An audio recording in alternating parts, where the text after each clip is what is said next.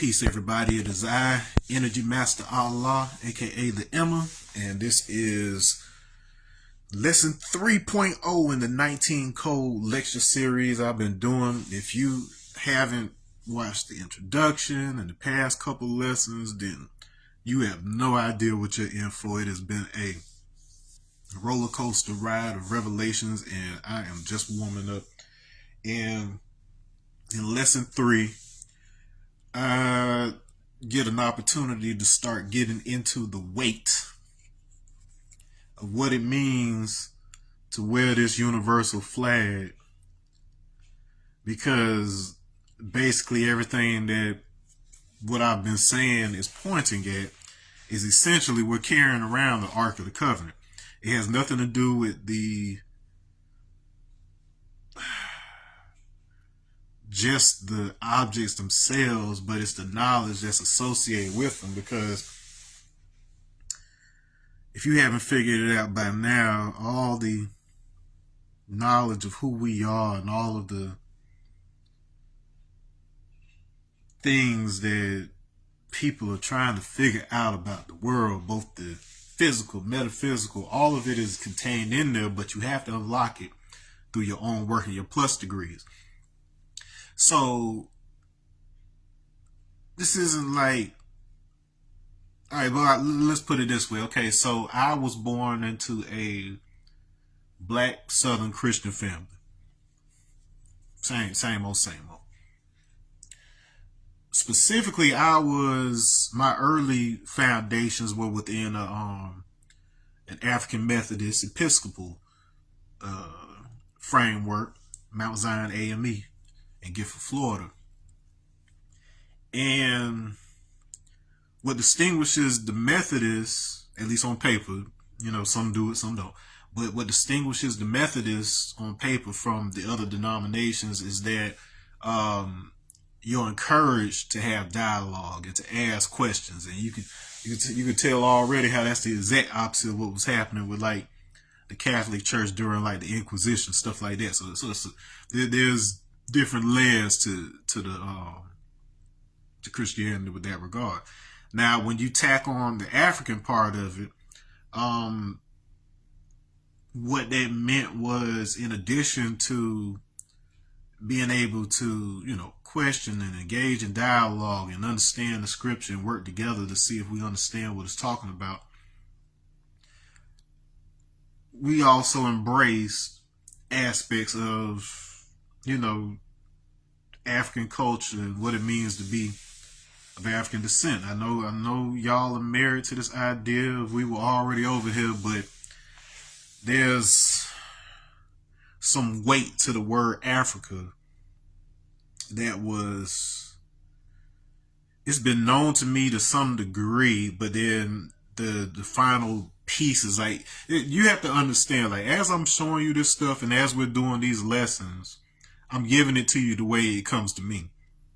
And then even as I'm teaching it and I'm like reviewing the videos and stuff, there's pieces that fill in, because like I have to go into a state where it's not me trying to remember a bunch of stuff, but like what I'm doing is I'm actually visualizing like the geometries and I'm observing the relationships as I'm talking to you. And so sometimes, just like how I described the Adinkra symbols, the Adinkra codes, where seeing the geometry mapped out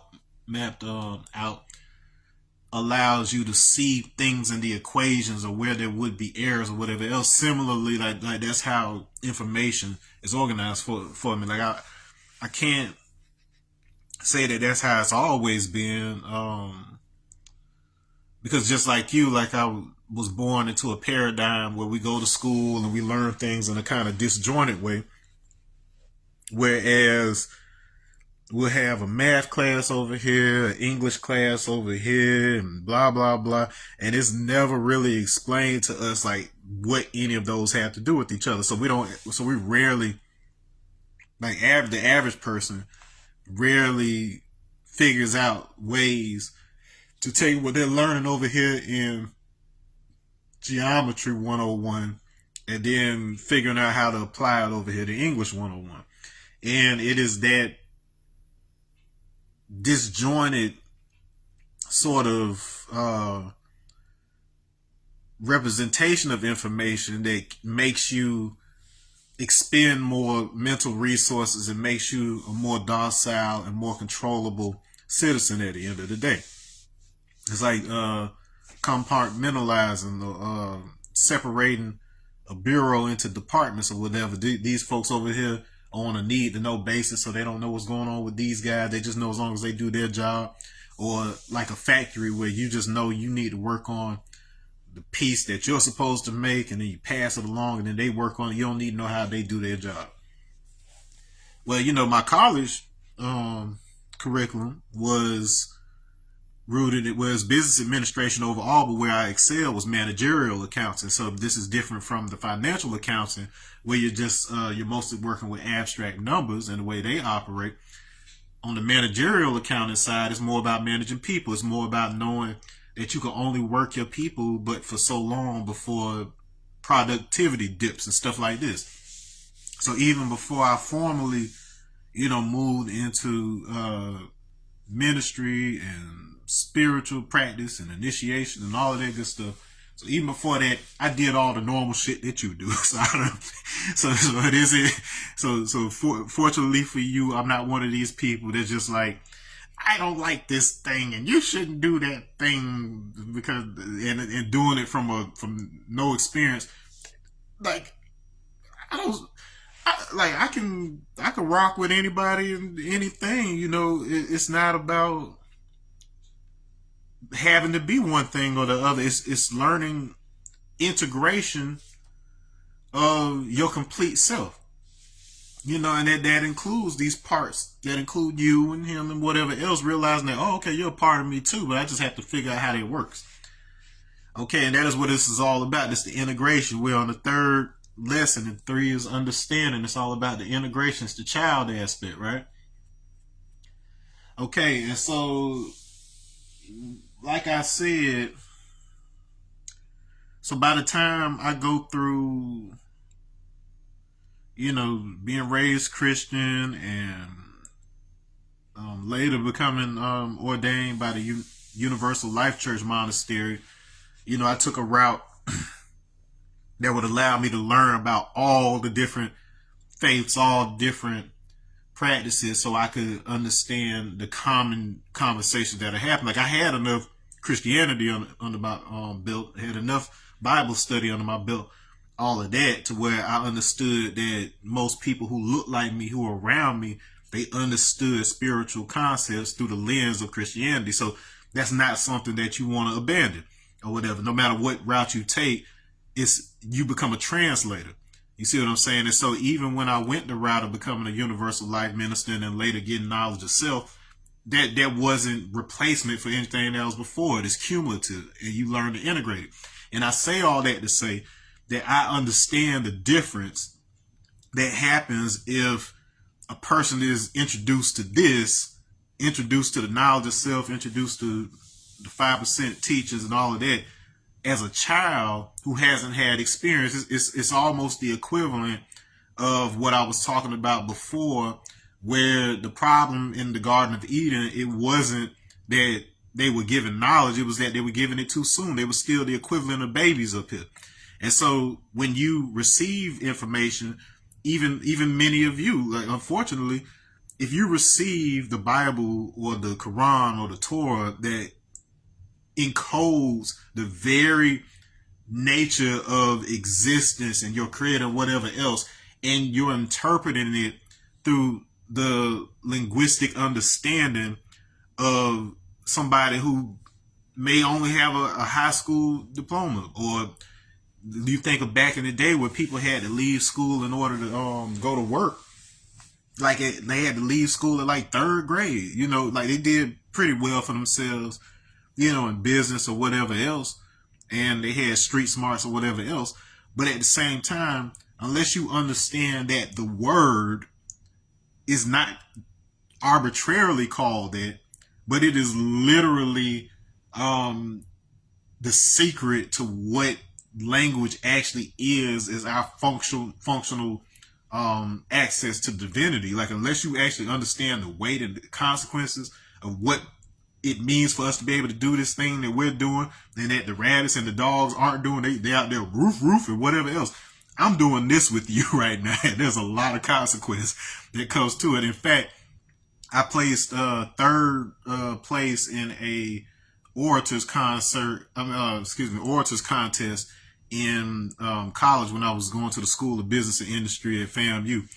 And I wasn't even planning on being in the contest. And like, I'm not going to say I winged it, but because I had a coach and everything else, but I got a lot farther in it than I expected to do, because I was just speaking real. I was just talking about the power of life and death, living the tongue. My mom's on here. Peace, mommy. And ended up placing third. Like, and then the two guys that placed like first and second, like, they were phenomenal. They were friends of mine, and they were, they were in that thing. Like, so for me to even place alongside them was like a accomplishment for me, because like they do this, and then like for me to be, getting into it. But I say that to say, a lot of responsibility comes with these words. And so that's why I kind of want to take you through all of the other things that appear in the previous lessons before I start even introducing the concepts associated with the 120 lessons, or supreme mathematics, or supreme alphabet. And because like a lot of those kids, like RZA and them, like they had this under their belt by the time they were like 11 years old, and you're expected to teach by the time you're 16. But the creator of the 5% Nation, the father, Allah, he himself was a seasoned military veteran, trained in martial arts from Japan, Korea, and China. All of that before he ever stepped foot in the Nation of Islam. So whereas you may have had people in the nation who had been taught that and to some degree indoctrinated from the time they were children, you had a man that had experienced the world any way that a black man could experience the world by the time the 1960s rolled around.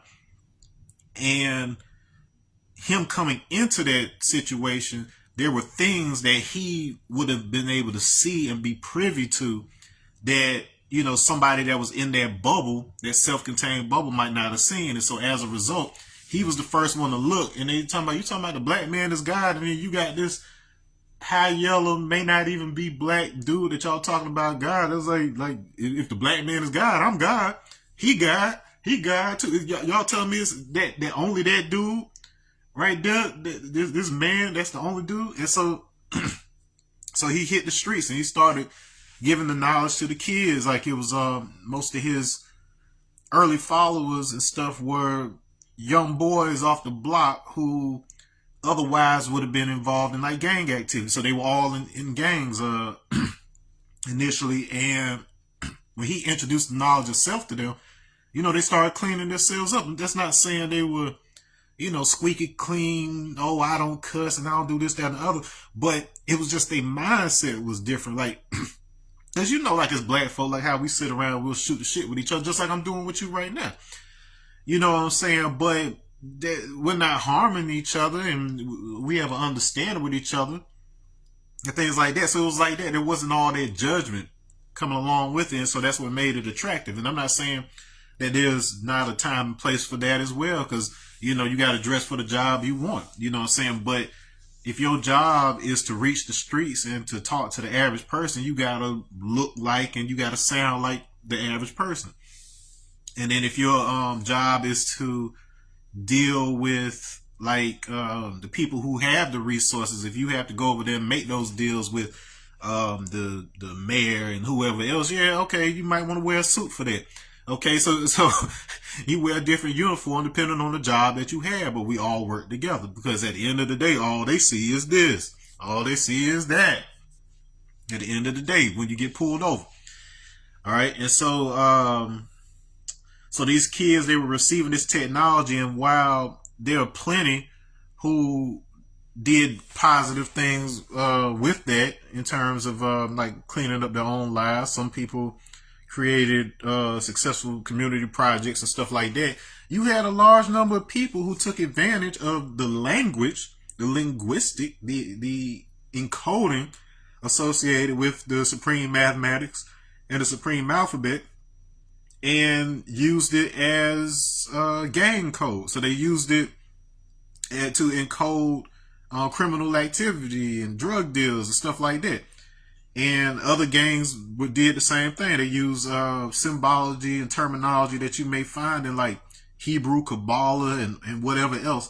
And I was examining this phenomenon maybe about a year or so ago. Like, it's been a while, maybe a couple years ago, where it occurred to me how ironic it was. I'm like, man, they literally handed us the keys to the universe right here. Not just me trying to believe in something, but me actually having an education and then looking at what was between the lines of, I'm like, dang, this is beyond brilliant. This is divine. And to look and see that people took this thing and were using it just to sell drugs and make a couple bucks off the block. I'm like, man, come on, y'all niggas. Come on now. What y'all doing here? But it has to happen that way sometimes, because I have to acknowledge the fact that it would not have reached me as a kid in the Bible Belt of Georgia if it had not been for the fact that it was so popular among drug dealers who decided to get out of that game and then start rapping in order to, make a safer path for themselves. And then in the case of direct influence to me, that was Wu-Tang Clan. So these were guys who they were in them streets. They were on them blocks, so they had the respect from that, but they said they wanted to live righteous and then build something, so they kids wouldn't have to be engaged in that. And so they made it out of Staten Island during a time when Staten Island was not on the map, really. Like, you had a couple acts like Ultrasonic MCs, but it didn't have an identity of its own, and things like this, and it was stacked against you. You had to be from Brooklyn or somewhere in order to be taken seriously in hip hop at that time. And so they really put Staten, aka Shaolin, on the map with that. And because they expanded that into other forms of media, my first exposure to Wu-Tang, like I had been exposed to like Method Man and other stuff like that before that, but it just wasn't on my radar that this was a whole thing until like I was in 5th grade. And it reached me through them having their music on a video game about them, for which a demo disc was being given out for free when you bought pizza at Pizza Hut. Like, dude, just look at how many different industries that thing touched and had to go through in order for it to reach 11-year-old me. And then instantly, it wasn't just something I liked, it was something I understood to the degree that I was able to turn around, write my first ever conscious rap based on like the DARE program, because they had a contest going on at that time, and I ended up winning the school-wide contest. Like this is like my first real rap I've written, and then I ended up winning the first, this contest, the whole school, so everybody knows my name now, and blah blah blah, whatever else. But then that just showed me the power of what was in bed. I didn't entirely understand everything they were saying, because I didn't have an enlightener over here to give me knowledge of self and explain the lessons. I didn't even have access to the lessons themselves. But this was something that would plant a seed such that many, many, many years later, when after meeting Wu-Tang Clan in like 2019 and then recognizing that I could not be whole and complete and in total integrity with respect to my identity, not simply as a black man, but then understanding the higher implications of what that means. The black man is God. And to have been listening to this in music for all these years, it isn't sufficient to only understand that in a superficial way.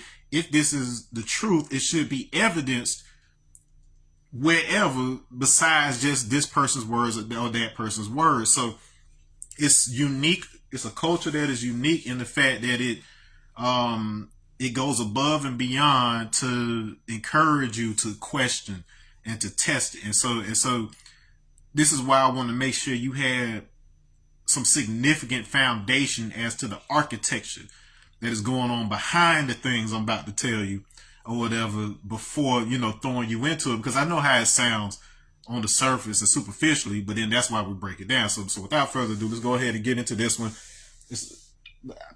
I don't want to bite my tongue and say it's relatively simple, or if it's even short. Like, it's deceptively short on my slide, but I don't know how many episodes this part may take, but it's essential before I drop stuff, because I got all that alien stuff and interdimensional stuff and all that stuff that y'all sensationalize on YouTube. Yes, I know how to have an out of body experience, and I know how to show you how to reach your destiny and blah blah. I know how to do all that, but I'm not trying to sell you shit. I'm trying to make sure that you have this such that you are freed, and then two, whatever your destiny is or whatever you turn around and want to do with this, you will be invincible, unstoppable, because I've seen far too many pitfalls with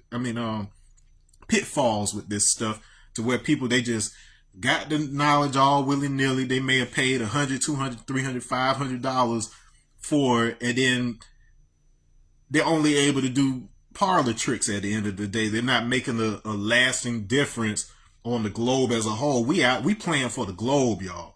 Like, we playing for global transformation. Anything that has anything to do with me. If you want the small stuff, go to somebody else's page, go to somebody else's videos, or whatever else. We playing for keeps on this one. I'm trying to show you how to access that your guy's self in a way that it hasn't been explained to you before. Because if the way that it had been explained to you before was effective enough, we wouldn't be having this conversation now, would we? I keep coming back for this. Like, that was one of the other things that was revealed to me. So this ain't my first rodeo. I keep coming back intentionally. I can go on to 5th, 6th, whatever, I've seen it. I remembered everything once I got to the other side or whatever. But then I remember why I keep coming back here. Because I love y'all. I love y'all like y'all are me. And then I always incarnate back into my same family. Like, our tribe always incarnates back into the same family. This is like, in learning that, it even gave me some solace when it came to, my son's passing or whatever. But we know each other. We've known each other over and over, and then we teach each other, and then we teach you or whatever. But let's get into it, y'all. Let me flip this camera. Okay. So, you don't get to look at it. It's my slides. We work over here. All right. So I don't give you too much too soon. I make sure that you can digest it, give you a spoonful at a time. All right. So we've been talking about this 19 code, and what I wanted to do, I wanted to talk about the number 19 itself, within the context of the 120 lessons of Nation of Islam, as well as the Supreme Mathematics and Supreme Alphabet. So the 19 code, as we've been describing, has been mainly within the context of its association with the Quran, and specifically the discoveries by Rashad Khalifa in 1974, the Egyptian American biochemist. Okay, and so in a sense, there's a kind of like double purpose for this, which is to show that the black form of Islam isn't simply an offshoot, but it is to, in a lot of ways, it is to the mainstream Islam what Islam was originally intended to be for Judaism and Christianity. You had the Hebrew teachings, which represented the unity, so everybody was a Jew at that time. Everybody within that circle was a Jew at that time. But when you have Christianity come along, essentially what you end up having is two factions that sometimes were in opposition. And so that represented the feminine aspect, where you had to break it apart. You had to deconstruct it for a second in order for you to be able to bring it back together and truly understand it stronger. And that's what Islam was intended to be. So you break the two factions apart, then you start reintegrating them and say, hey, we're all children of Abraham. That's what Muhammad intended before it became what it became, through the caliphates and the power structures and whoever else. Now, when you bring that over to black Islam, and then you had Islamic movements in the late 1800s already that were largely female run. So a lot of the patriarchy and the male dominance that most people associate with the world of Islam, especially in the Middle East, that wasn't really the case within Islam's introduction here in the States. Like, women had a lot more power within that and were in power positions, and and the things were running cool, like, as long as the women were in charge and whatever else. But the next iteration of that was largely what Noble Drew Ali brought to the table through the Moorish Science Temple of America. And so he started to introduce these concepts of the Moors of North Africa and their role in Western Europe and all of this. And he largely latched on to the teachings regarding these accounts that Jesus in that time between him being a child and returning to head to the cross or whatever, those missing years. There's a lot of schools of thought that suggest that he spent time in India and Egypt and Tibet and all of this before that. And largely what I've demonstrated through my previous videos is that it wasn't just simply Jesus. Like, there was a guy, but we're talking about a whole tribe of these individuals, the tribe of Christ. And a word that I'm going to introduce to you, I don't want to get too far into it, but it has everything to do with this. I want to introduce a term called the Wanderers. Okay. And in Nation of Islam context, we're called planets. So that whole concept of the sun, moon, and star, those are considered planets within this context of the Wanderers. And so what a wanderer is, and in a book I would recommend you checking out after you've made it to this point, so after you've been through my other lessons and you can kind of understand it better. If you haven't already, it's called The Raw Material. Okay, so the Raw, and that's like Ra the Egyptian. So Raw Material, The Law of One. Okay, so I've talked about this somewhere down the line, not within this lecture series, but it's basically this group of very nice white people who the main woman, she was a channeler, and she was channeling this entity that claimed to be Ra. And then when he was speaking, she was out, but she could only do this for so long because it had a high toll on her body. And Ra was limited by what was available within the woman's vocabulary. This is something that's very common with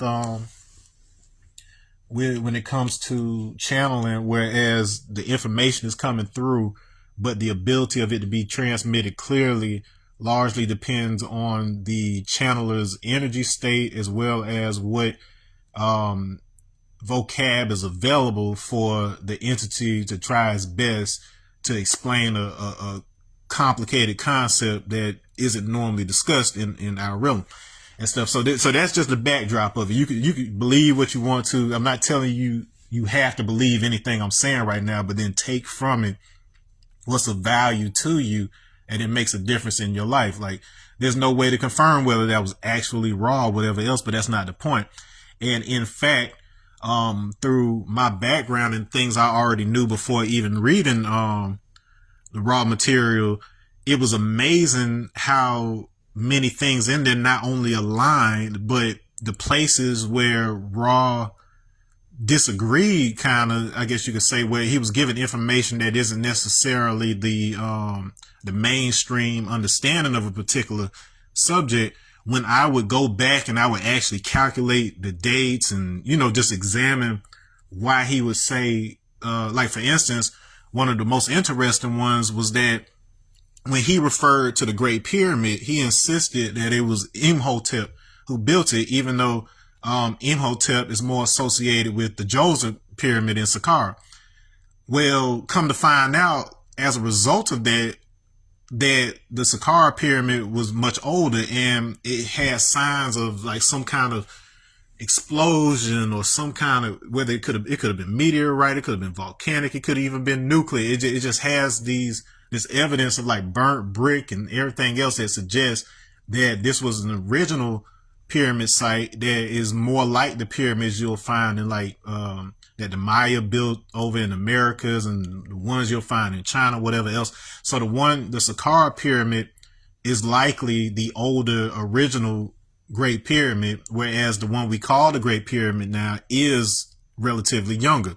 Like it's only a few thousand years old, whereas that other one, it could very well be, in the range of tens of thousands of years, but that's just to give an example of some of the things that Ra brings out in those sessions that I have found to have a lot more weight than maybe realized in, first reading or whatever. And so, but he talks about, the wanderers, and the wanderers are basically those souls who have advanced like to, like a 4D, 5D, 6D level and things of that nature.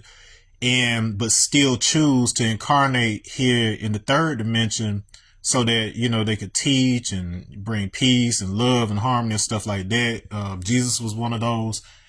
And so apparently what Nation of Islam has more or less been trying to tell us this whole time is that that's what the tribe of Shabazz is. That's what we are.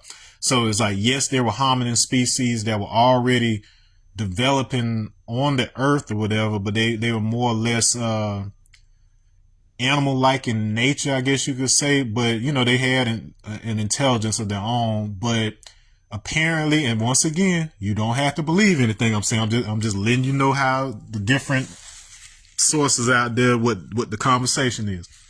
So apparently, the natural course that the naturally occurring hominin bodies on planet Earth take is something more similar to what we associate with a Sasquatch or a Yeti or something like that. So it's like these tall, hairy, somewhat intelligent, maybe way more intelligent than, they've been given credit for, but it's a path like that. If you actually evolved from apes, that's the path you would go.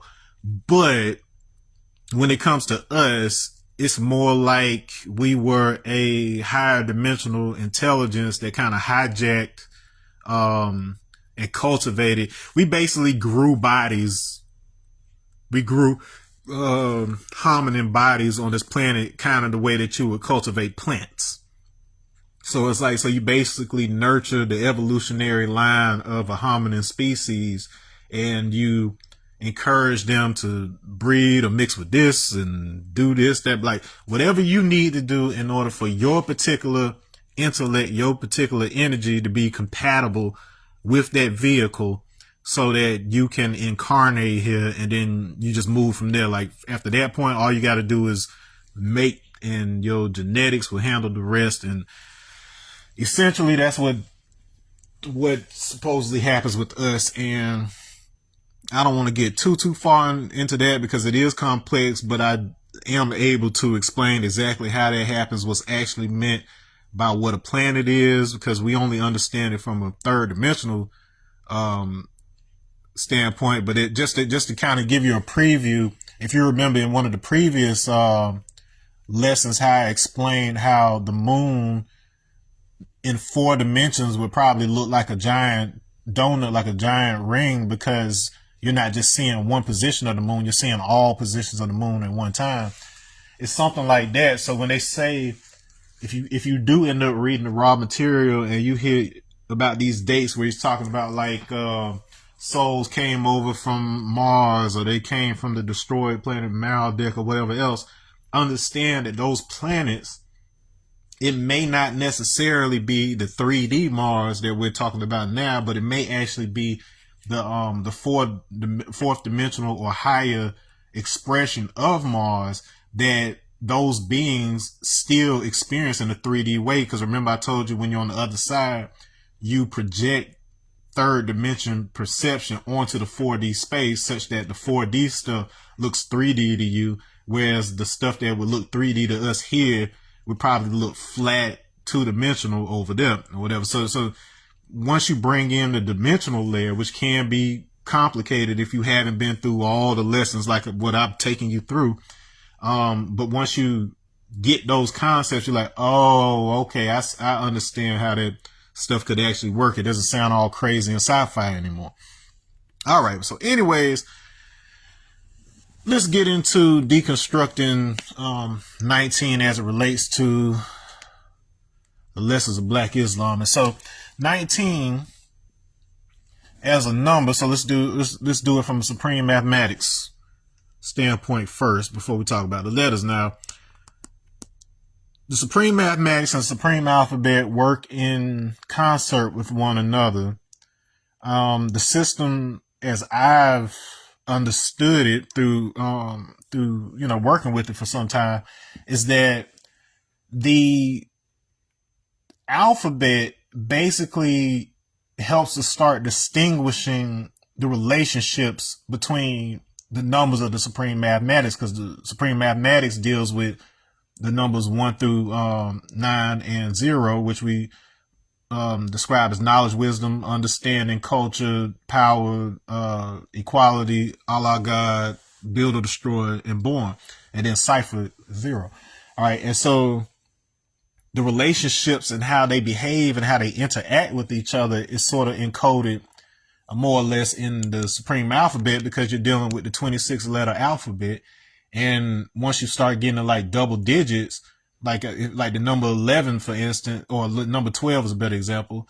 The number 12 corresponds to the 12th letter, which is L, which is love, hell, right. And so within that description, you're going to see it describing the relationship between knowledge, which is 1, and wisdom, which is 2. And then how they come together to born understanding, which is the child. So the relationship between the mommy and daddy that produces the child. That's the relationship with 1 plus 2 equals 3. Okay. So by you applying the supreme mathematics to the supreme alphabet, you unlock for yourself the relationships that allow you to then turn around and assess the 120 lessons that are common to both the 5 percenters and to Nation of Islam. And you can see it through the eyes that you're intended to. Because if you just look at the Nation of Islam narrative on face value, it sounds like just some black supremacist, God, devil, whatever else, like you may want to project onto it. But it isn't like when Allah developed the supreme alphabet and mathematics as we know it today. It wasn't like he was presenting something that they didn't know in the Nation of Islam. It's just that information was kind of esoteric. It was kind of kept under the hat. They wanted the public to think that it was just the surface version of it, because it created a sense of fear for outsiders to a degree. Like if white people thought that, they were in there cutting devil heads off, and that they, I don't know what white people thought. Like if you just look at how white people feel about Malcolm X to this day, you have an idea of exactly what I mean. Like why they celebrate Martin Luther King, but then they won't celebrate Malcolm X. It's the same sort of situation where they needed the outside public to be afraid of it in a kind of way so that they could protect the underlying secrets that were under it. Because like the thing I've been talking about since the beginning of this whole lecture series is that the same information that's associated with our body and how we incarnate is the same stuff that Oppenheimer and them used to make the atomic bomb. You know what I'm saying? So like if you get the knowledge without also having the wisdom and the understanding or whatever, you're going to use that knowledge for any sort of thing. You know what I'm saying? But the time has come where the pros and cons are weighed such that it's more beneficial to just kind of get it out there right now. This is the disclosure period right now. So things can't really get any worse than, what that crazy motherfucker's doing up in Washington right now, what he's doing overseas right now. So it's just one of these things with all the information is being made available to those who have attuned themselves into it. And my particular path, my particular tribal section, my particular mission as a wanderer is to clear up the language, okay, so that you understand where the clues have already been hidden, what the language is already saying. So 19, we described that, and I kind of did this in the introduction, but we'll do it again so that I can tie it over to the alphabet. But 19 is knowledge. Oh, don't tell me my marker giving out. I've been doing so many videos, my marker giving out, y'all. All right, now there it is. All right, so knowledge, born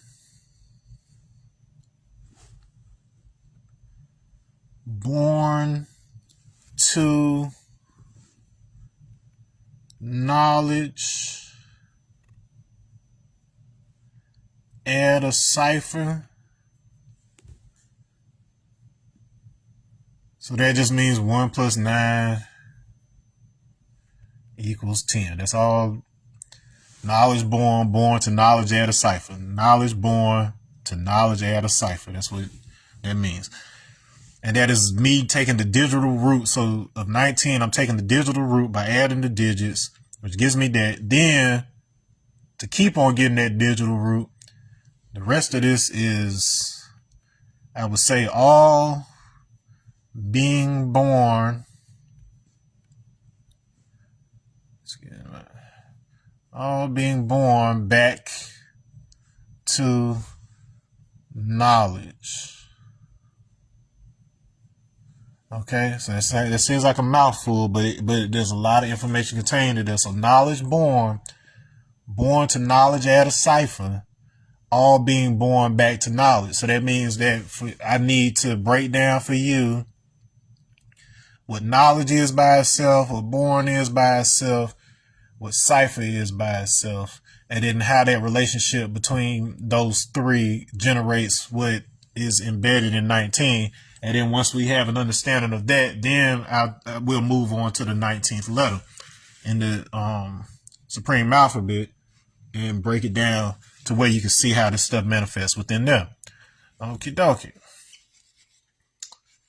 And I'm doing this in lieu of a full supreme mathematics or full supreme alphabet teaching, because that's something that you need to invest in time-wise and energy-wise with an actual enlightenment so they can take you through the steps in order, because it ain't just memorizing a bunch of stuff. I had to go through a fast. I had to go through, like, it's all sorts of stuff, a naming ceremony that you do personally, privately, or whatever, all because it's installing technology into your mental framework that allows you to be able to calculate and do things a lot more efficiently and faster and more powerfully. Okay, so I'm installing software right now, y'all. All right, so we just said knowledge born to knowledge add a cipher, all being born back to knowledge. So knowledge is to know, look, listen,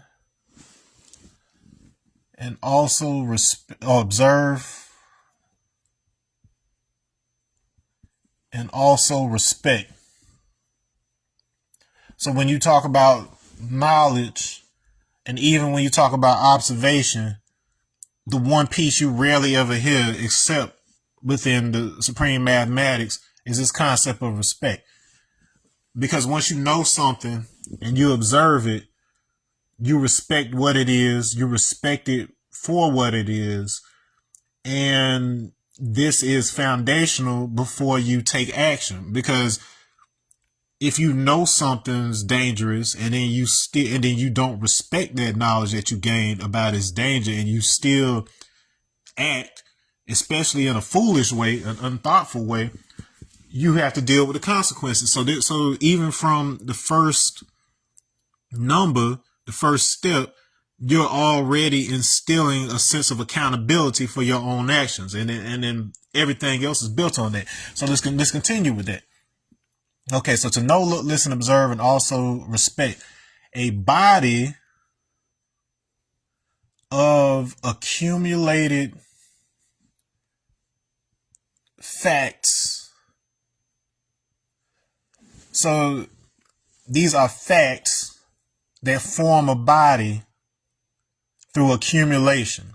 So that whole idea of going from the dot to that star-shaped body of yours, head, arm, leg, arm, head, or whatever, that comes over time of accumulation. And even in the Nation of Islam story about how all of this was created and how, who Allah is, it talks about this like trillions of years process that Allah went through to construct a body for himself. So he basically constructed it in blueprint first before being born into this 3D experience. And then as a result of having that, all of that blueprint technology, all that architecture already within him, all he had to do was pass it on. So we aren't just like figurative descendants of Allah. We are the actual genetic lineage of it. And then genetics is a lot more it's not that it's more complex, it's just there's more layers to it than just the 3D layer. So it's like, so when you're talking about DNA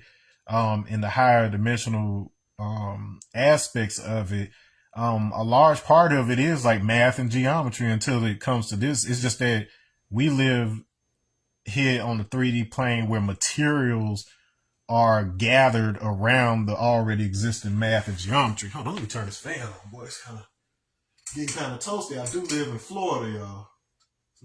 All right, cool. But anyways, so a body of accumulated facts. All right, and then we know through physics that the act of observation causes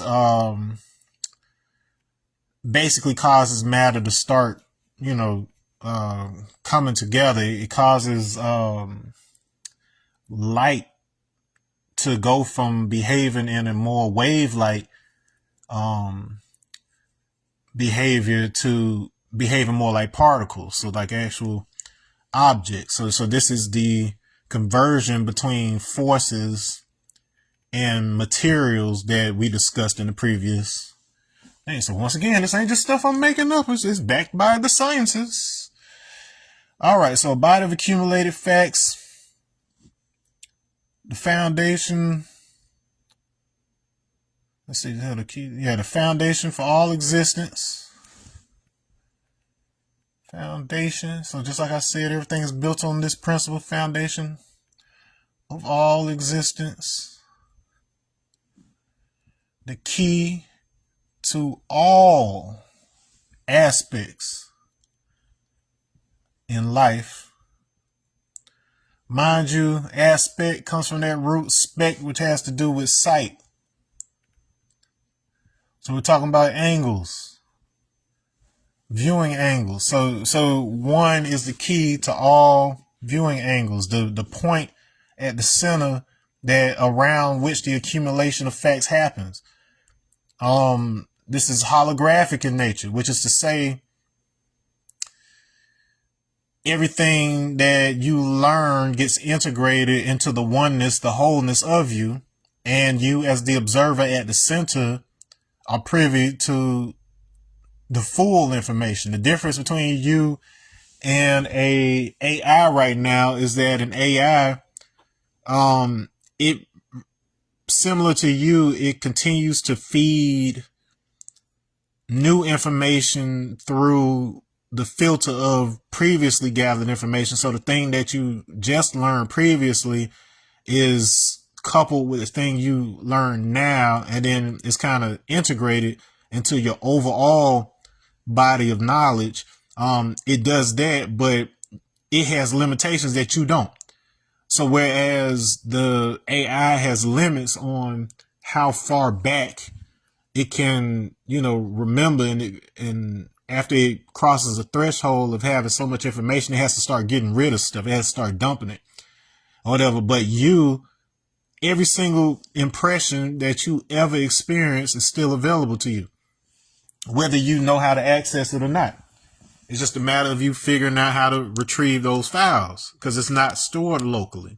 It's stored relative to your design, but there comes a point where you start to understand electromagnetically that information is stored in the collective field. So it's everywhere, but it's just a matter of you understanding how to quote unquote observe it and condense it into your perception so that your thoughts can examine it and, retrieve information from it.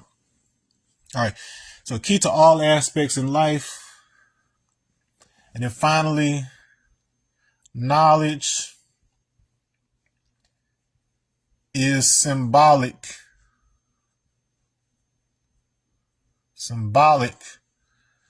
of the Asiatic black man. All right, so throw your semantics out the window. When we say Asiatic, from the East, and from an African standpoint, East means origin of the sun. Regardless of the direction, it's where the sun comes from. Yes, when we're standing on Earth, the sun appears to come from the east, but we're talking about the actual source of the sun itself. And the reason I know this to be exactly what they're pointing to is because in that definition of planets that I told you about, it also says a planet is something that is made or grown from the beginning. That's origin. And more importantly, in Hebrew, the letter Resh, which corresponds to the letter Ra, bringing us back to that sun, right? It means either head or origin or beginning. So in the beginning, at the start of Genesis, it can also be read as in the head.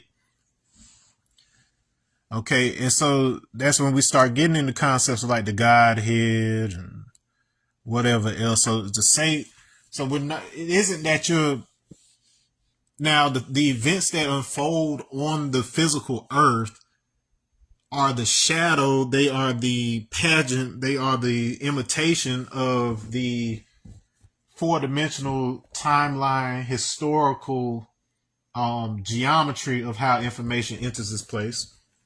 But even if we come from a physical East, because we are conscious, self-aware beings, we know that East, which is called Kala, by the way, in Congo language, and then the supreme being in Hindu faith, depending on where you're at, they will call him Mahakala. So that means beyond time, beyond death. All right. And so Kala deals with time in the Congo context as well, whereas it is mostly associated with the moment of birth into the physical plane. The reason you have this seeming inversion between birth and death in a African context versus a Hindu context is that to be born into the physical realm is considered death from the spiritual realm. Okay, so it's the two halves of the same coin. Likewise, to die in the physical realm is to be born back into the spiritual realm. So it's cyclical. Okay, it's a cycle. We come in and out of here. Now you can escape that cycle, and you have plenty of schools of thought that that are built entirely around trying to escape, and that's mainly Buddhism. But like I said, for our heritage as the tribe of Christ, we continually return here. So all African spirituality with respect to like reincarnation or whatever else, they're not like the Gnostics who see reincarnation as a trap and you got some kind of evil demiurge keeping you stuck here. We make that choice. That's something we choose to do because we don't want to leave our family hanging or whatever. We want to make sure that they're guided and stuff. So we continue to give them access to their ancestors. So that's one of the biggest disconnects between who we are and how we operate versus how them folks operate and what they can, because it's all about their own individual, elevation or whatever as far as they're concerned. But for us, our legacy is that no man's left behind. We make sure that everybody gets the chances that they need in order to get the experiences and the lessons that they have in order to learn how to be a living ancestor, to learn how to carry yourself godly on this side where there are limitations, so that you can be a more responsible and effective creator on the other side. Because if you have enough acting power going into the other plane, you can actually affect the direction of physical things. And in fact, I could go into detail on how that plays out over time. But essentially, it's like, whereas I could go over to the other side and just by imagining, I could just see a tree pop up on the other side, it's still going to be constrained by the physical limits of 3D, such that that tree, in order for it to appear, it still has to go through the process of a seed growing and whatever. It's not just going to pop out of nowhere. It's going to respect the constraints placed on the 3D experience here in the garden. Okay, but the fact of the matter is, whereas you can stay here and you can try to do everything from this side and try to force the material world to converge on your will, over there you can just create freely, but it's just a matter of what you did while you were here determines how powerfully you can manifest your creations from the other side. Like even in the Law of One, where Ra is talking about how his group, because mind you, I've been talking about how you have group entities where it's like in a higher dimension it may just be one being, but as it steps down it has to fractalize into multiple beings once it comes down here. So Ra is basically describing himself as one of those. And he was saying that the building of the pyramids, it was done by people that were here, but him and his group basically coached and cultivated them through their genetics and their consciousness, basically processes that took thousands and thousands of years, to where you wouldn't even know anybody else was doing it. But from their visage point, from their viewpoint, they just did the thing, like step one, boop, boop, boop, boop, boop, like this. But then it just takes time to play out within the 3D realm. Okay, so that covers knowledge. Okay, so the other one, so we covered knowledge. All right, so you still need to know the definition for born, and you need to know the definition for cipher 0, because there's also a cipher. There's actually a beer born in the alphabet as well, which is number 2, and there is a cipher that is the 15th letter. So second letter is what I mean, beer born, and then you have a cipher which is the 15th letter, which is the letter O. But as far as the mathematics goes, born is used in the context of the number 9. So 1, 9, 0. Okay, so born is to bring into existence. Simple as that. Existence. To be, to exist, to S. Kun, it is in from an Arabic standpoint. Okay, so bring into existence. It says a child, and mind you, a child. Number 3 is the star.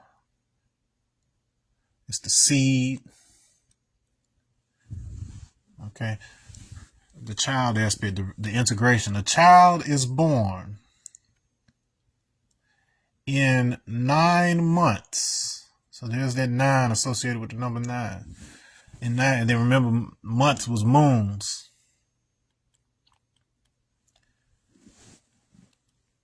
Bring into existence. A child is born in 9 months from mental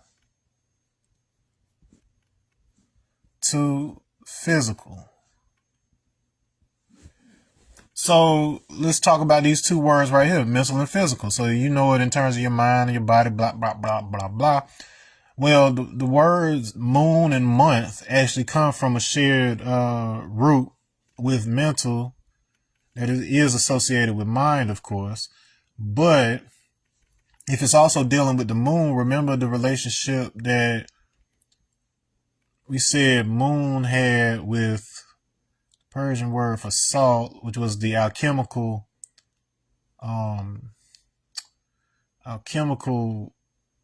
symbolism for the physical body. And we said the body was associated with the earth element, which represents the actual structure, the lattice. So it's not so much what the physicality comes out to be, but it is the pre-existing structure preserved in the terms of geometry, math, relationships. That information already exists before it is applied to physical material. So you know what a square is before you cut a square out of a piece of paper is what I'm saying. Okay. Physical, on the other hand, interestingly enough, comes from a Greek word that means nature.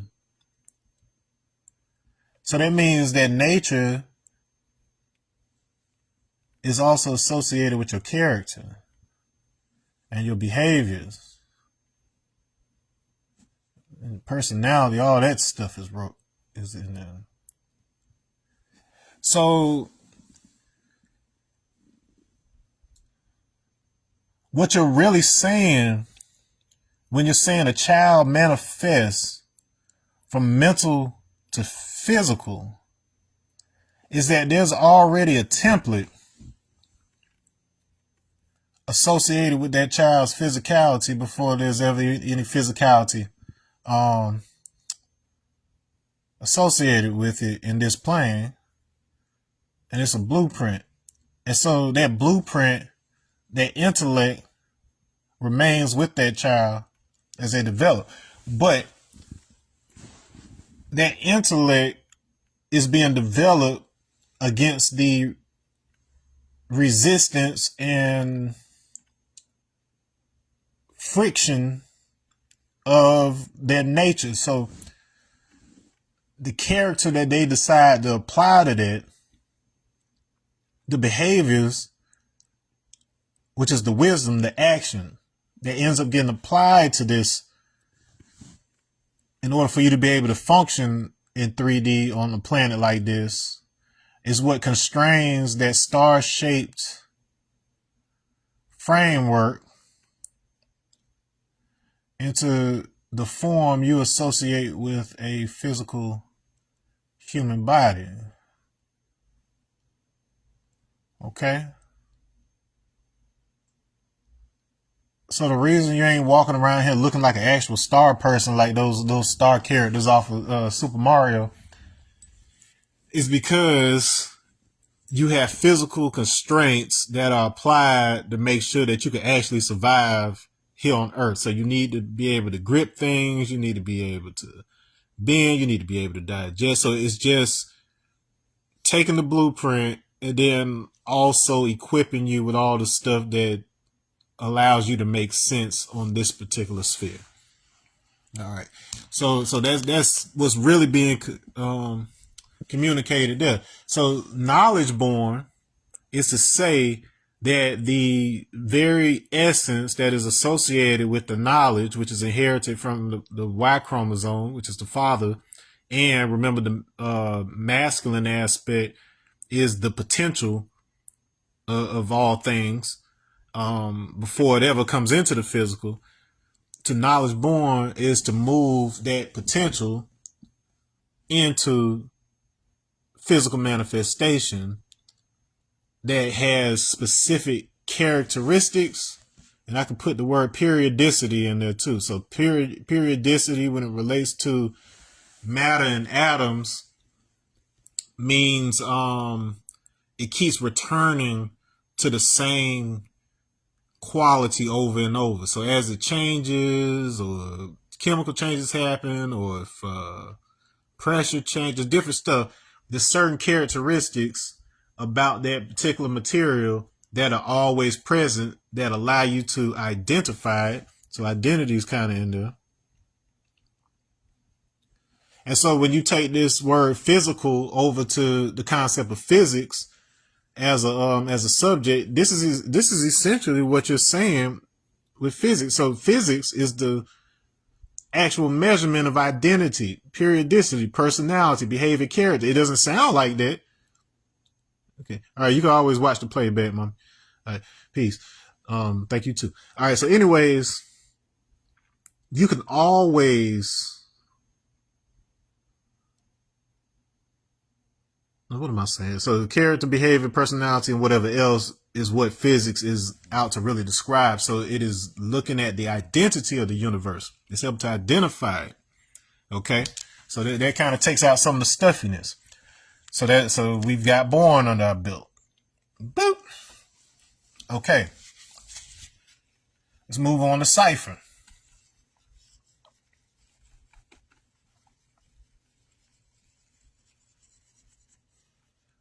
Okay, so everything that's in the number definition of cipher is included in the letter definition of cipher, but there's just a couple more aspects that are added on to the letter version. But for your purposes right now, cipher is pretty much a noun because it is a person, place, or thing. It is a circle consisting of 360 degrees. In other words, it is not nothing. It isn't nothing. Cipher is a completed circle, the full path. You've returned to where you began, but it's like you have experience. So when we say we add a cipher to something, like if I have knowledge, add a cipher, essentially what I'm saying is that it's not me observing through new eyes. It's me having had experience and then returning back to this thing. So just like I'm saying, like even if you've read the raw material, the law of one, you're going to see it through new eyes after you've done this particular lecture series, right? So you have to sometimes keep on returning to something that you may have learned before to see it through the new eyes. Okay. So a circle consisting of 360 degrees, completion. And then remember, there's a lot of weight that we have on that word completion because it had to do with teth. Was that 9th Hebrew letter. It looks like this. And I was trying to save this, but one thing I want to go ahead and show you is that the original way that the letter teth looked, and you see me draw this symbol already in other chapters, it looked like that. So keep that under your hat. Remember that crossbar, circle, just remember all of that for later, okay? All right, so completion. So we know what knowledge. So if I say knowledge born to knowledge, add a cipher, all being born back to knowledge. You see these relationships. So my knowledge is born, it's manifested from mental to physical. Knowledge is cipher. Now I'm back to where I began. Because I know I'm now projecting a new reality. So my knowledge is not, or better yet, my ignorance is not for not having had knowledge. It's just that there are things that will be new to me. So no matter how much I learn, there will be something that's new to me as long as I'm facing in the forward direction, as long as I'm moving in the forward direction. And so it's that balance of understanding, that superposition between the ignorance to what's to come and the knowledge of what has already came before now. That superposition is what we call the now. You know what I'm saying? So this is all embedded in that. So if you apply that same reasoning to the 19 code and then what it represents as the key to all aspects of the Quran, you're starting to see how the supreme mathematics functions as the operating system that helps you distinguish how the equations of our intellect are captured in these scriptures. All right. So I think we're coming up on maybe an hour, so I'll go ahead and knock out the 19th letter because I said I would do that, and then we'll pick up with something else. And I'm actually knocking out 2 slides as I'm doing this, which is pretty cool. So it'll allow me to go on to some other stuff later. But so the 19th letter, which is S for us. Remember the 19th letter in Hebrew and Arabic meant powerful. On one side, that was Kaf, and then it meant ape or skull on the Hebrew side, which was Kof. But for us, our 19th letter in English is S, and therefore in the supreme mathematics, that is self or savior. So you have so much baggage with that word as a Christian. Savior. And you never think of savior in terms of self. So we already have a cognitive dissonance right here. In some esoteric circles or metaphysical circles or whatever circles you want to call it, religious circles, wherever, there's a distinction made between the individual self and the ultimate self, the true self, the higher self. All these distinctions, but self is self, and apparently savior is also self in this context. And so why is that? So the first thing that you need to understand is that the etymology of the word savior, beyond the supreme alphabet definition that I will give you, is one who is whole. So it has to do with wholeness. So that once again, it's tied back into the definition of teth that I was just talking about. So whole, complete. All right. And so we're talking about the whole self. So it's not simply just the individual self. It's not just simply the collective self. It's not the original, just the original self. It's not just the higher self. It's the whole self. So all of those pieces as one.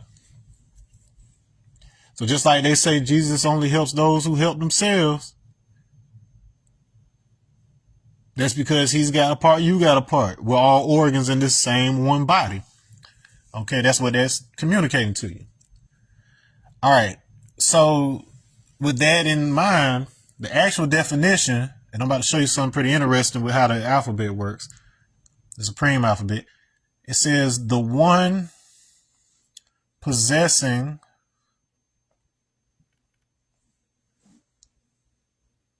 the power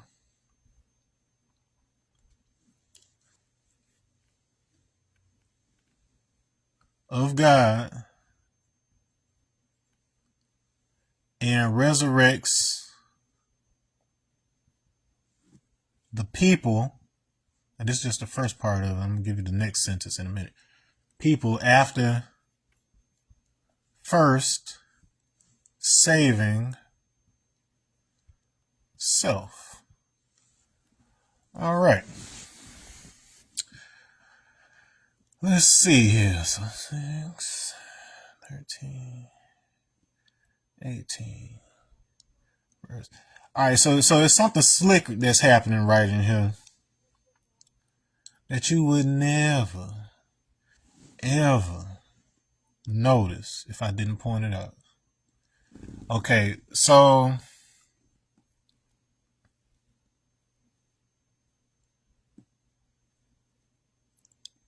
Let me see, 18, 17. Do I want to do something with that too? Okay, we'll keep it simple. All right. So within this sentence, we have the number 1.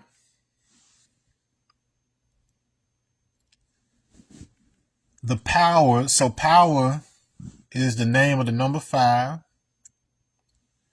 God, Allah God, that's 7.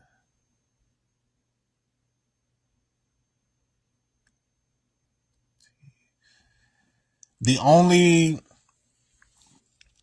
one of the numbers that explicitly mentions the word resurrect, so is power. So the definition of power is power is the truth. Truth is the power to resurrect the mentally dead from their present state of awareness.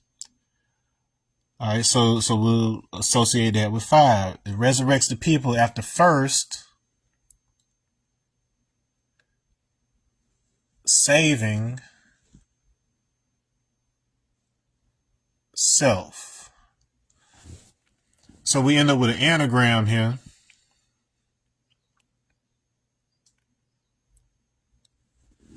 Which is kind of jacked up. Because in our letters, this would actually spell Aegea. And so, and anything about the Aegean Sea, the Isle of Patmos, off the coast of, it's in the Mediterranean, off the coast of Greece or whatever else. That's where they say devil was made, right? So just keep that under your hat. That's just a jewel for you. But more importantly,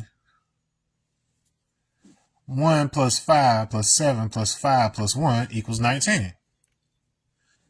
So within this sentence, we've got 19 times 3 because of this right here. So 19 plus 38. 19 times 3 equals 57. Okay, and then I gave you the demonstration of the nadis of the body. So if you're complete and you're the equivalent of Shiva, you got 57 on the masculine side, 57 on the feminine side for a total of 114. Okay. Got it. And so the child, so that'll be 3 and 3. So we got 33. So remember, it's 3 times 19, 3 times 19. 33, we got 33 bones in our spine and spinal column. 3 times 3 is 9, so that's born. And so we're talking about how the child is born. So between the two of these, there's a mutual 57. You could say like there's a third 57 within that would serve as the third. So it's no need to really get into that, but the whole point is that, well, you know what was interesting with that too? I could play around with it. So if I were to add another 57 to this, that adds up to 171. There is a Q and an A, which brings us back to this Qaf. So 19th letter in Arabic. So if you're putting it in a word, it's just Qaf, but the full letter's name is Qaf. That's the 19th letter in Arabic. So it's like there's mathematical proofs embedded in the definitions themselves. That's crazy, right? So it's already showing you how math is necessary in order to be able to understand what the Savior is presented to you. One who saves all who want to be saved and add on to self.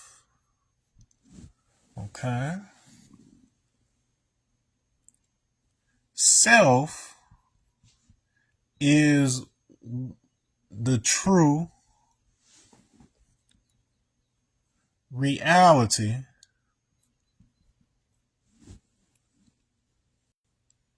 of one,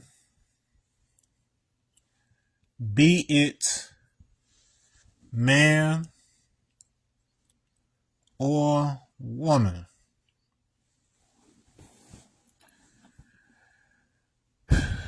Let's see. 1, 5, 10, 20, so that's 30, 31, 32, 34, 38. Okay, cool. All right, so we told you what this was up here. Now, this right here is talking about the true reality of one, whether it's man or woman. So the reconciliation of the two halves, and so on and so forth. So we got this word wahid. So we got a book in. So we got a surah in the Quran. It's called a concept is called about the Tawhid, which happens to be.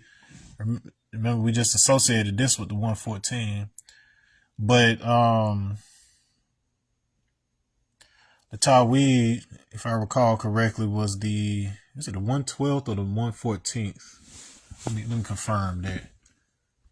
Mind you, I don't originate from a Quranic background, so this is something I've learned over the past couple months or so, even though I've been exposed to elements of it, but just in a more formal capacity.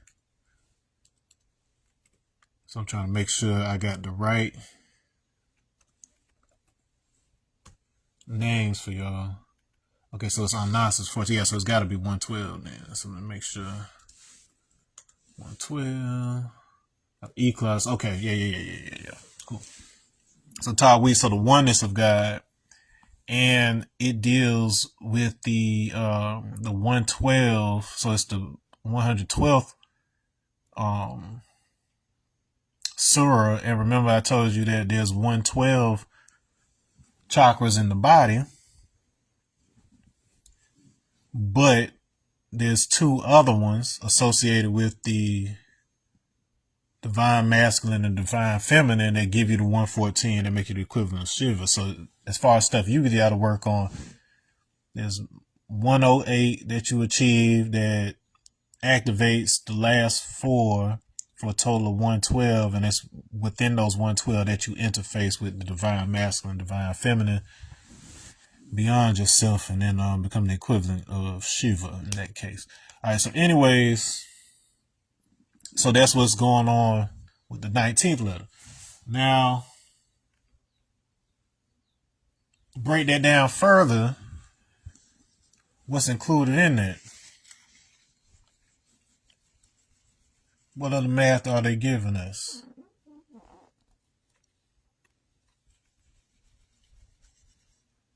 So we got 19, and so if the breakdown is knowledge born to knowledge at a cipher, all being born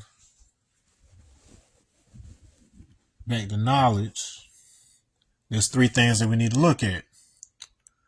So we need to know what the first letter is, which is A. We need to know what the 9th letter is, which is I. We need to know what the 10th letter is, so knowledge at a cipher. 10th letter, which is J. And then the letter cipher, which is actually the 15th,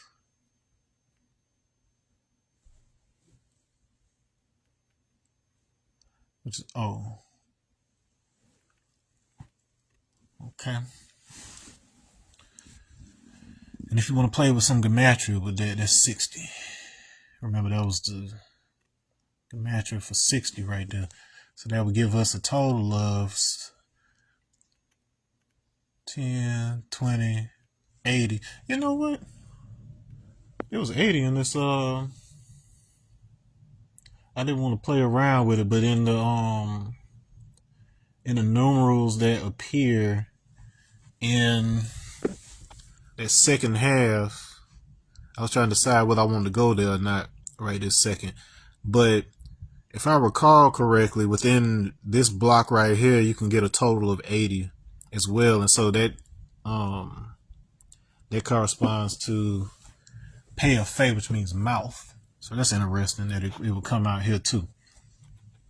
So your savior, the oneness of the body, and we talk about the mouth and engulfing, so basically bringing things in. So just keep that in your back pocket, okay? As we move on here. So A in the supreme alphabet is Allah. This is a long one. It says the supreme being. So it means the being that is beyond. It doesn't just mean higher, it means beyond. So that's your fourth dimensional or higher self. The Asiatic, from the origin, man from Asia, Asia being the original name for planet Earth, period. Okay. Before it became isolated to just one section, that was our name for the entire planet Earth. God of the universe, you a universe pertaining to the woman in the matter of creating a child, so the womb, the God that came from a womb, is what they're saying. Now I'm ruling over the whole universe, although I have the intellect that is like unto the intellect that, keeps that together. But what they're saying is I'm God that's born from a womb. All right. Lord. That is the meaning of the word Ra. So we associate that with the sun and the knowledge of the sun. Lord of all the worlds, the origin of all the worlds, the head of all the worlds, the knowledge of all the worlds. And the word world actually means, it comes from etymology, mean age of man. So you have knowledge of all the ages of man. That's one of the other things we've been discussing throughout this conversation. So to know the ages is to know the personalities that are informing the physical manifestation of man. Okay. Lord of all the worlds from highest to lowest. So that's what we're doing. I'm giving you some insight into the different dimensional aspects of our existence, highest to lowest, coming down from higher dimension, the descent. Avatara means to descend, descendant. All the avatars. Original man, so man from the origin. So that's reinforced again there. Giver and taker, so he has to own something, right? So he has to possess it. So that was mentioned in this other one. I remember possession was related to cough, to the palm earlier. So giver and taker, which has to do with building or destroying. So that's related to 8, just in terms of being able to add on to life or take away from it. Giver and taker of life, the foundation of all life. Remember that was found in our definition for knowledge. Foundation of all life. Father, so the potential of all reality and knowledge of the sun. So in the intro I told you all this was dealing with the knowledge of the sun. The Shukla Yajurveda. The primordial Torah, primordial Quran, primordial Vedas. Allah is arm. It's an acronym. The A, arm, leg, arm, head. That's dividing the cipher into 5 parts. The symbol for nature equals physics. So the knowledge of the sun is related to physics. Okay. Allah's arm, leg, arm, head. 5 times 72 equals 360. When I divide that cipher into 3 parts, it gives me 72. So it is showing the power, which is 5, of gods, which is 7, wisdom, which is 2. Wisdom is also symbolic of the woman. So in other words, our design, our 5-point physical design, is the manifestation of our woman, of the womb. So the same thing we've been talking about this whole time. Our star-shaped form is based on the physics and the mathematical restrictions that are being placed on our higher potential of the Father in order to contract it into a form that is compatible with this type of reality in this particular planet. Okay, so there's your proof. All right, so that's our first letter. Our 9th letter.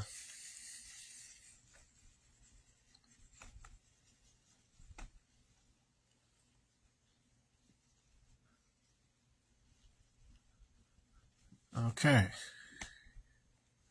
Our 9th letter. So we got this guy out the way. 9th letter is I or Islam. Remember, that is an acronym for I, Self, Lord, and Master. It says I is self. So remember those relationships I said between 1 and 9 and 19, whereas 1, you multiply something by it becomes the other number. When I multiply something by 9, it gives you a number, the digital root of which borns back to 9. And then when those two are combined, it creates a number, the digital root of which borns back to the original number. So it had the properties of both the 1 and the 9. This is to say that between 9 and 19, the quality that they have in common, if I is self, is that it borns based on the digital root. So the different components that are within it come together to reflect the process of manifesting from mental to physical. So this is why it looks like every single thing that we encounter in every single faith and whatever else throughout this lecture, they keep on pointing back to this concept of the sun, moon, and star, and this idea of the womb and the child and the connection to the mother. Like everything is teaching about their process. This is what they're saying. It says, I is self, and self is God. And we just talked about that relationship between the mother and the restraints that are placed on the body. And remember, that also has something to do with their relationship within the Adinkra code of the 12 of descent versus the 7 of ascension. So if that particular relationship, the cumulative relationship, is what manifests God, we're talking about the exact same situation that we talked about with the chakras, where the lower 6 come together to reveal the shape of the 7th. Okay? That 1 and 6, that 6-spoke joint right there that also has a point in the middle. So 1, 2, 3, 4, 5, 6 revealed the 7th. Okay? So it's cumulative. So I is self and self is God. It says I is one who is reborn. So there's that concept of 1 becoming 9 again. So 1 and 9 are mentioned in this 9th letter. And resurrection, which we found to be related to the number 5, is also involved in here. But one who is reborn, how? Through the knowledge of self.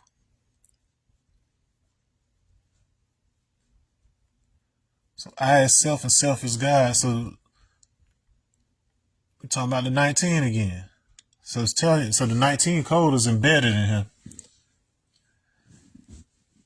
Okay, if I is self, so we're going to use 9 to represent 19 because of that function of condensing things into one, reducing it to its digital root.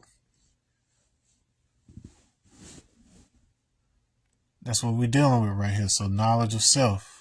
I is self, self is God. That's what the thing that you're supposed to be trying to know. All right. I is one who lives out the culture. So remember I told you that reborn and resurrection is associated with the number 5. So remember 1 and 4. So culture is the number 4. Culture of freedom in some circles, but we just say culture. So one who lives out the culture, which is I God or I self, Lord, and Master. Okay. And the most important statement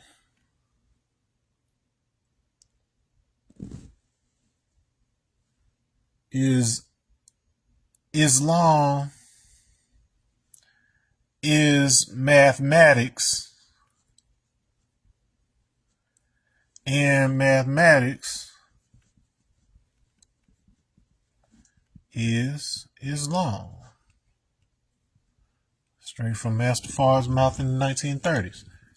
Okay, and so there's more being said there than it appears on the surface, right? One who lives out the culture. And 1 out of 4. Now, that's why I told you to pay attention to this thing before, how this was a top-down representation of the pyramid.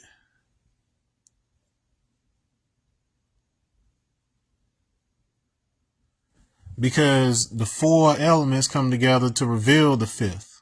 So you have a primordial state from which these elements emerge, but when we bring them together and they're balanced and they work out with each other, we can understand where we come from. We can understand the origin by looking at the result, is what they're saying. So you understand the nature of God by looking at the first man that was born to a human woman on the planet. So he had the material of the woman, but had the potential and the intellect and the restraints associated with the father aspect. So that becomes the story of Jesus. And you can see how the cross ends up playing into that. But once again, I also told you that was Teth, which is the snake in the basket. The vibration within the basket. Okay, and this whole idea of the culture, remember this ended up being the number 4 originally. And then 4 ended up looking like this, whereas that used to be what the number 5 looked like, because it represents a hand. So the 5 fingers of the hand. And then they tell you that only 4 of these are fingers because the other one's a thumb. So you can see why people might be confused between 4 and 5. But ultimately, 5 plus 4 brings us back to 9. Okay, so it's the destiny is what you were born with. It's the destiny of what you were born with. The Yod and the Akka. Okay. So that covers that. Just a tidbit, just to correct something from yesterday. So I told you yesterday that Akaraka was a contraction of Akka and Araka, when in reality, in Igbo language, it's actually Akara plus Aka, meaning destiny hand. But this actually has a meaning in Sanskrit that's related to the cave of the Atman, which refers to the space in the heart where the individual divinity resides, which is exactly the description of how the chi resides in the heart in Odinala. So, in other words, whereas Akara Aka represents the markings that chi places on the palm and the body so you know what your destiny is, Aka Araka in a Sanskrit context is actually describing the home of the chi itself. And these two come together, and this is something that I'm going to be investigating later on today, is the notion of Yoruba actually being the bridge between what came to be Odinala in Igbo culture and what came to be known as Tantra yoga and Hinduism and Hindu culture. So, in other words, whatever they were before they split was likely Yoruba or something similar, or the two came together, the two sides came together, and then that's where Yoruba culture emerged. So the jury is out on that. I had to look at, examine it, but the reason I put so much emphasis on it is because in Yoruba language, Aka, let's make sure I got those inflections right. So Aka, let's see, Oroku.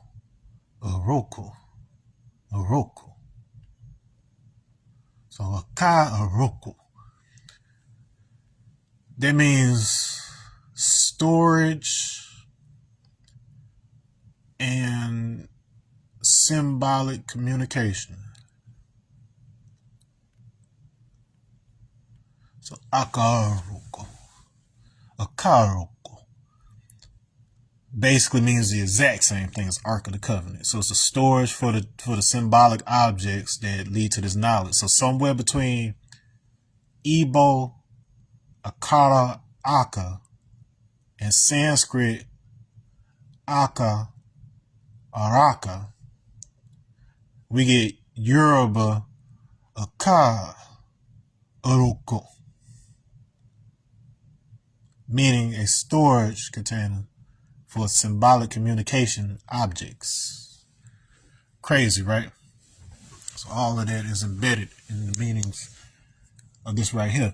Now the other thing I want to point out too was 4. So if you mark 4, so culture was in binary.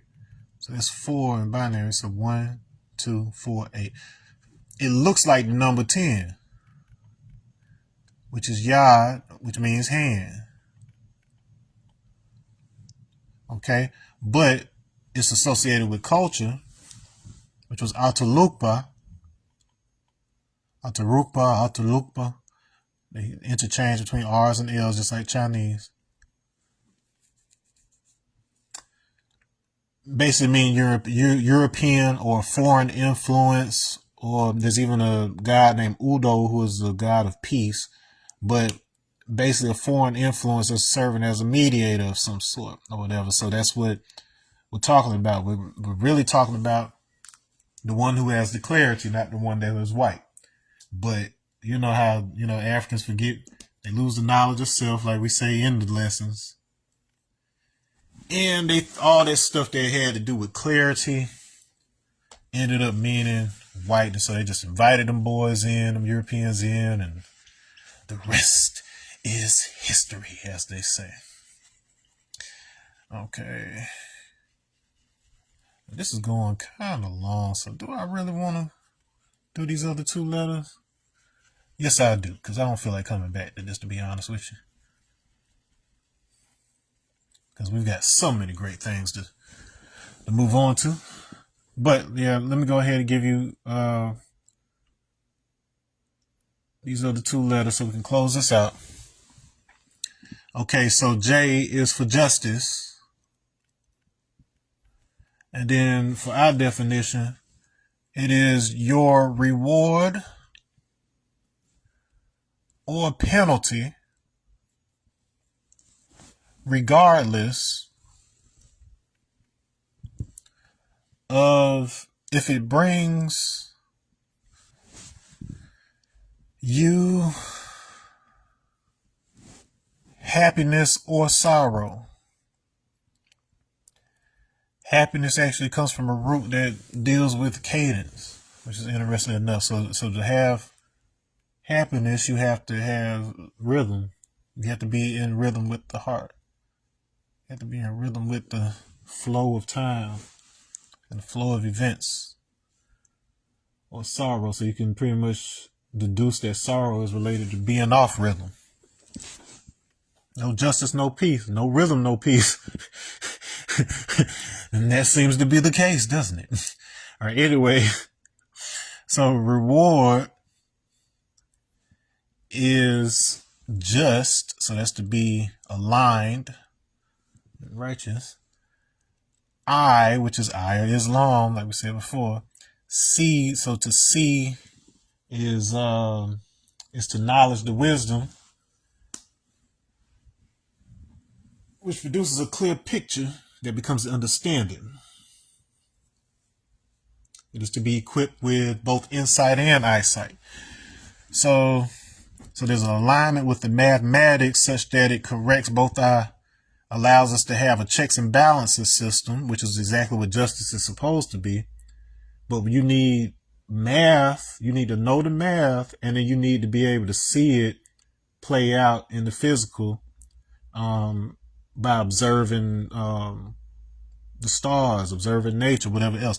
So in other words, the checks and balances system for us with respect to justice is nature. So if we have the mathematical insight, we have the scientific observation, and those two are equal. That's what we call justice. All right. So knowledge born gives rise to that type of justice. Now, on the flip side of that, penalty, so that's reward. Penalty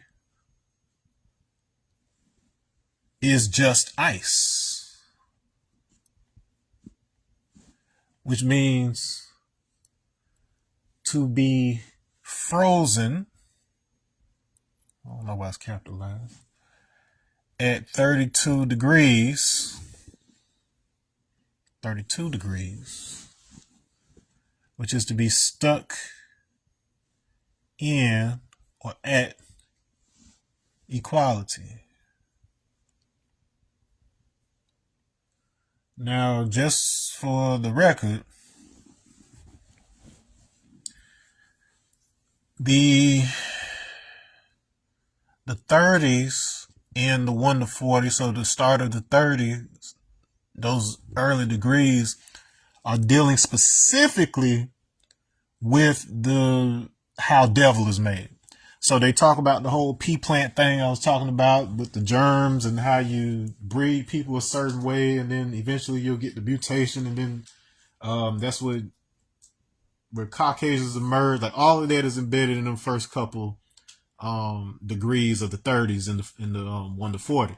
Now, specifically right here, we're talking about the mental powers of the devil, and they have this whole thing where it says the devil has 6 ounces of brain. The original man has 7.5 ounces of brain. You can deal with that on your own time. But one thing I will point out is that 6 is equal to 12 over 2. So remember, that had to do with the descent. But then 7.5 is 15 over 2. And then remember how 15 deals with seeing, which is the mental. Remember, it's the moon, the mental. All right. So I don't know if that's what was intended when this was created, but the math adds up. So that's what plus degrees are for. Okay. So anywho, So it's to be stuck in the devil mentality, whether you're black or white. It doesn't matter what your physical is if you're still stuck in devil mentality. And you're not able to use the physics and the math. Like devil mentality is basically believing in that, but you can't verify. That isn't faith. That's a trick. That's tricknology or whatever. And so rising above that to, Allah God. So God adds power. 7.5, right? So anyways, so instead of 12, we 7.5. God adds power. Power to resurrect the mentally dead. Okie dokie. All right, so just I see equality, by contrast, is to rise above equality, just like I was describing. It's to understand it.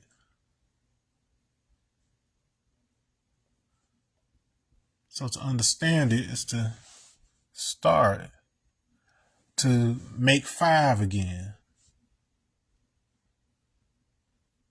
Which yesterday I told you was the real meaning of repentance. To make 5 again. Okay? That's what we're doing here. All right. So that covers this guy right here. So last but not least, let's move on to cipher. And so like I told you before, the letter cipher contains all the same things that it found in the numeral cipher. So that actually saved me some time. So still, person, place, thing, circle consisting of 360 degrees and all that. But what it also adds in addition to person, place, and things is beings. I talked about this in the introduction. Beings. And it also adds a cycle of life. And I told you, so that's 4-dimensional beings right there. If you look at the raw material, it talks about so there were 2 figures that ended up being associated with Jesus, and they got smashed into one story. But the actual one was a wanderer who was 4-dimensional. It was high 4th-dimensional level, who was working on moving up to 5th at the time, and so he was one of these that would come back in order to, bring light and love. So more or less the story that you end up getting, but then it's just kind of telling you more the higher dimensional aspects of what that was. Okay, and then he is considered our righteous brother within the lesson. So that goes to show you that they're telling you that we're wanderers as well, that we return in order to teach. So just like RZA say, he said, grow like a fetus. So if you've never understood this line from Wu-Tang Reunited off of their second album, he says, and we grow like a fetus with no hands or feet to complete us. So that's exactly what I was just talking about with the 5-point star design. And we return like Jesus when the whole world needs us. So we always return when the world is in chaos due to misunderstanding of the scripture, and then we clarify that that's what it's really talking about. Arm, leg, arm, head. All right. Anyways, so being's a cycle of life. And then it says C, it's an acronym cipher, is C-I power her. Her power I see.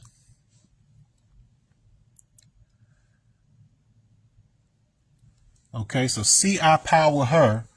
Her power I see.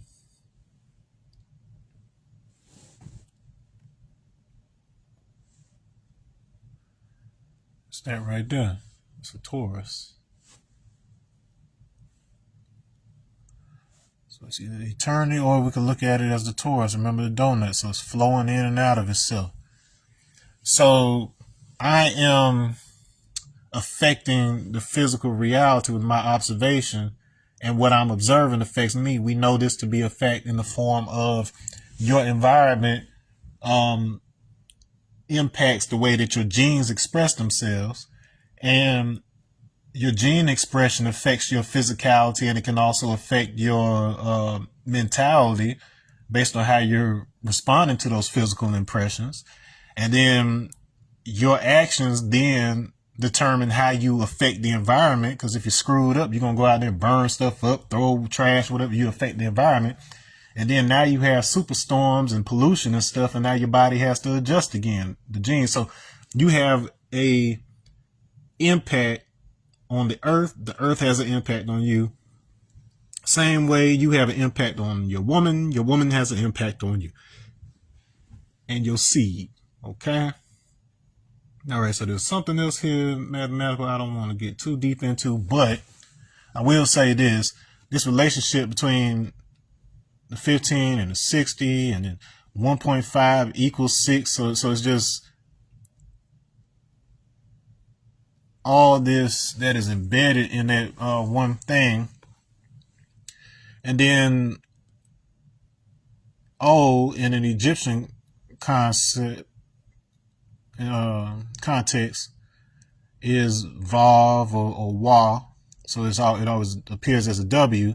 So it's essentially the same thing right here. So 66, remember I told you that was Shesh, which was Wa. So that means 6 is Wa. So this lesson about the cipher is also telling you a little secret about 15.66 hertz. So that frequency right there actually produces a cymatic shape when you send it through sand or water that resembles this 5-point star. And I think I've talked about in other videos how that is the octave for what's called the Schumann resonance, which is the natural frequency that the Earth gives off. And it is within the same frequency range as the theta waves in your brain. So the Earth is transmitting the same signal that your brain uses when you're in out-of-body experiences and, dream states or theta wave state. We can't reach this octave. So instead, there's a harmonic that we plug into.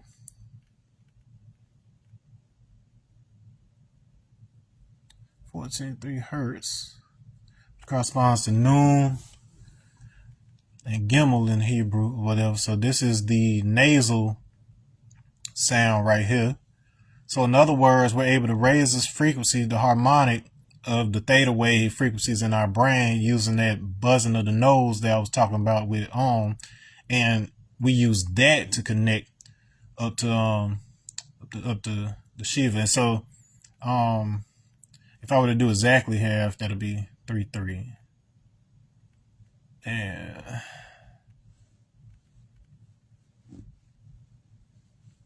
if I assume this 33 to be that CC we talked about before, that's either going to be a sound or a sh sound right there.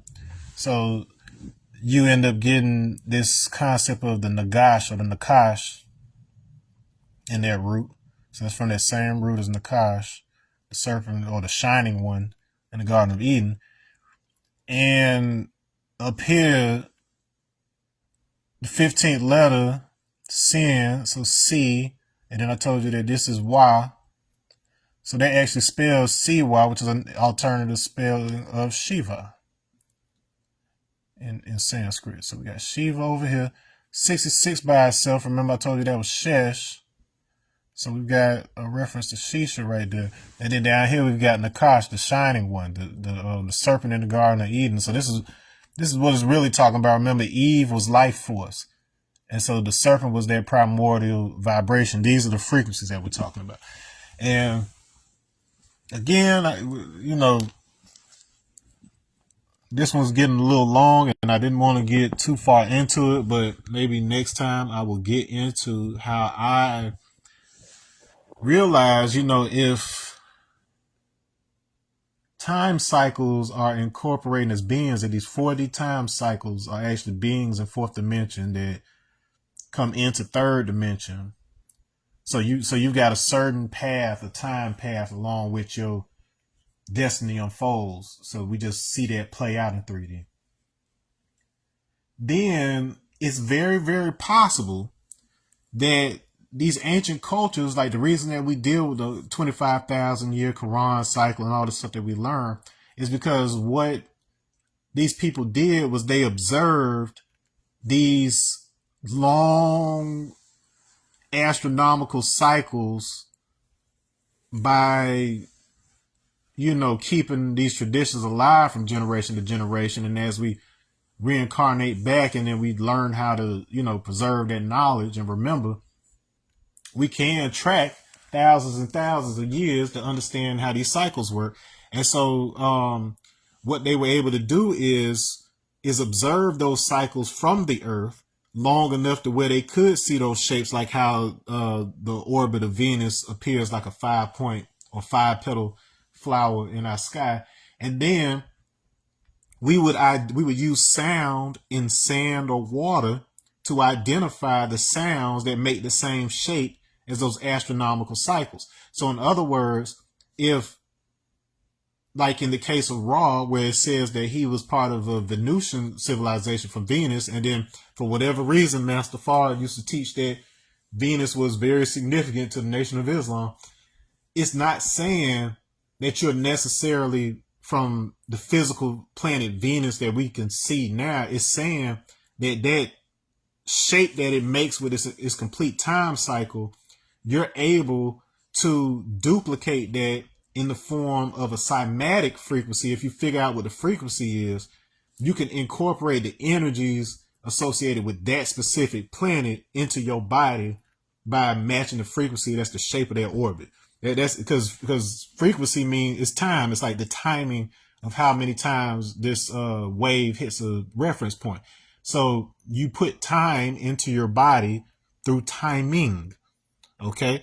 And so just chew on that concept, but it should be starting to bring things together, how chant and the drumming and the different stuff that indigenous cultures do is basically the process of translating 4D time cycles into the physical body. And it's very possible that our particular incarnations associated with us are the result of, by some means or another, the hominins of this planet being influenced to produce certain drumming patterns, certain vocal patterns, or whatever else that entrain their brain to be attuned to those higher dimensional frequencies and allow us to start working on their DNA, improving their cognition and just different stuff like that, so that we would be able to incorporate into bodies. And so, yeah, that gets into all the Anunnaki stuff and whatever else. Is not somebody else.